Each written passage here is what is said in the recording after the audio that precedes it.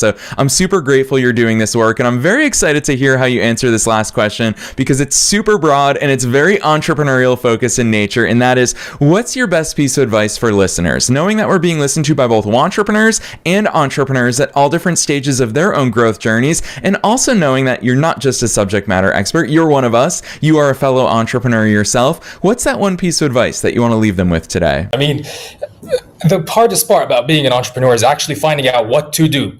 Because once you're sending out emails, your campaign is running, you have leads waiting on responses, you're left stuck. Okay, what do I do now? I'm done working. I don't know what to do.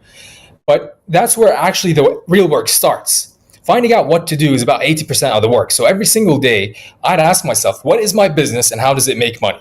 And I forced my brain to come up with 20 different things I can do today to start getting money into my business. And that's actually a good exercise because you'd go through 1, 2, 3, 4, 5.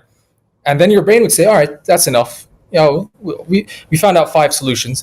But no, you promised yourself 20 different solutions. So you're going to force yourself to sit for 1 hour, 0 distractions, 0 dopamine hits, 1 hour, come up with 20 different things to do.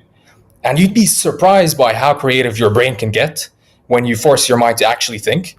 And it's actually very difficult to do that. So you'd come up with 20, okay, get to work. You have 20 different things you can do for the rest of the week. And you do that every single week over week. I think that advice actually helped me a lot. And of course, the advice of consistency, but you have to be careful to be consistent with reflection because you can't just work on something and you're like, oh yeah, I'm consistent, but you need to reflect. If something's not working, ask yourself, why isn't it working? What can I do differently? And then implement a slight tweak, maybe just change the subject line if your emails are not being read.